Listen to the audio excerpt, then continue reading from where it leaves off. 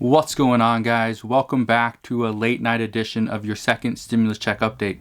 Yes, I am wearing my Canada shirt today because today I feel like it would be better to be Canadian than to be part of the United States.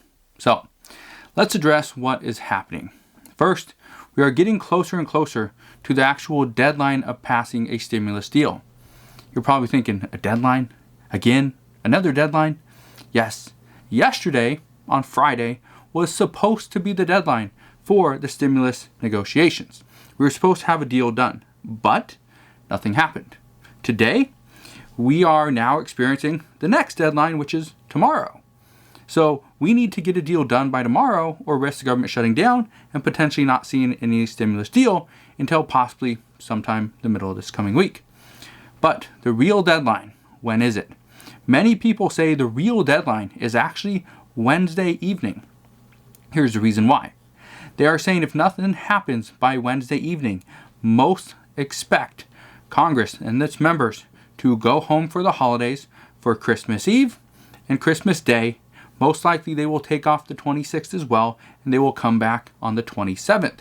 Well, the problem with this is right now everything will be halted until they actually reach an agreement. Currently, unemployment benefits expire or run out on December 26th. The eviction moratorium ends on December 31st, and student loan deferrals end on December 31st as well.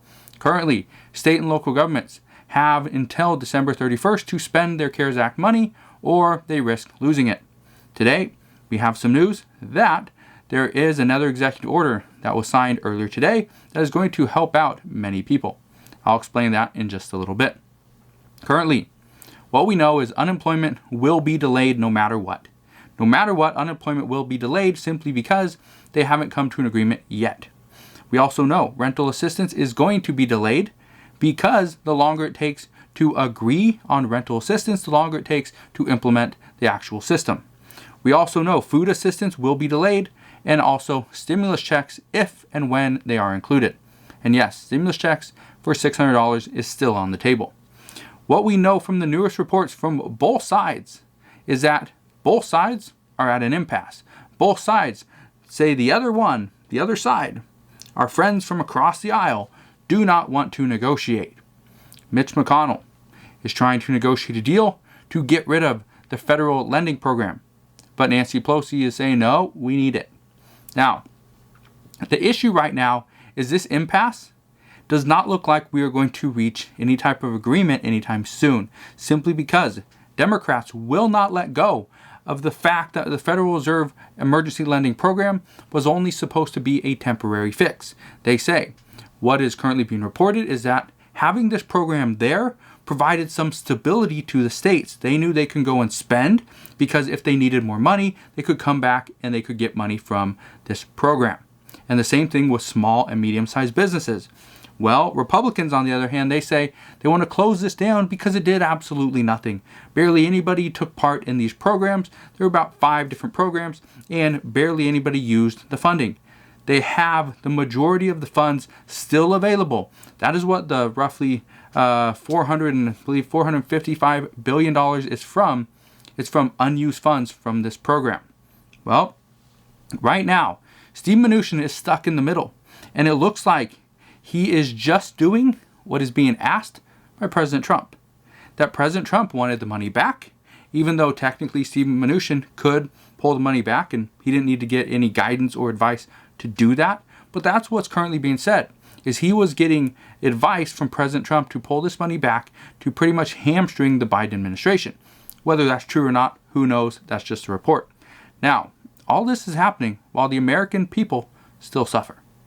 So, what we are hearing right now is Senate Minority Leader Chuck Schumer is speaking and has spoke to Pat Toomey 2 times.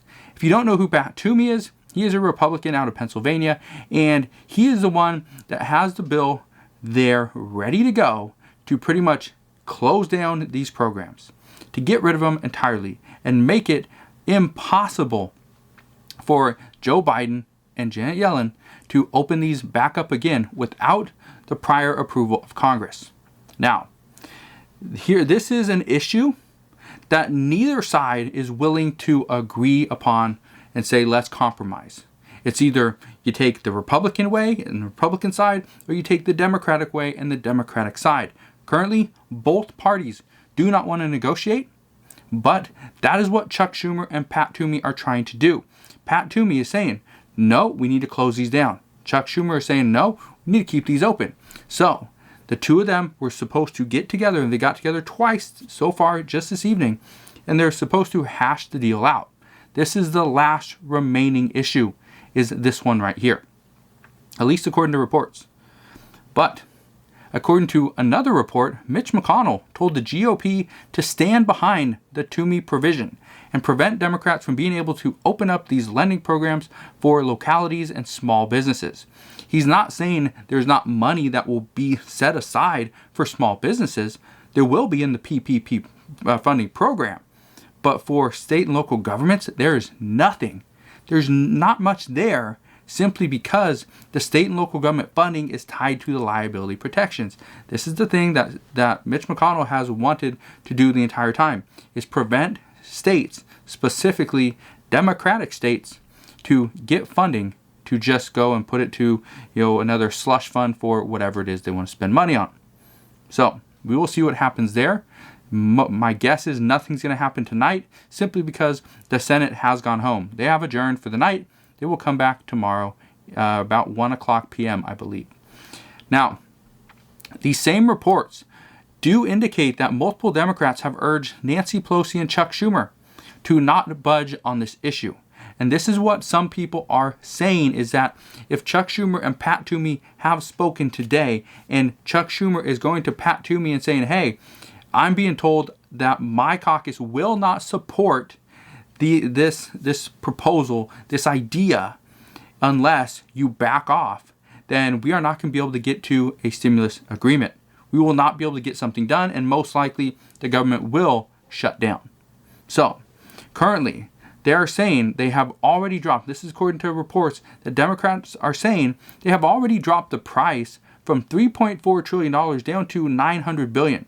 So they've already went down about $2.5 trillion. And they're saying that alone should mean Republicans need to give in to their demands.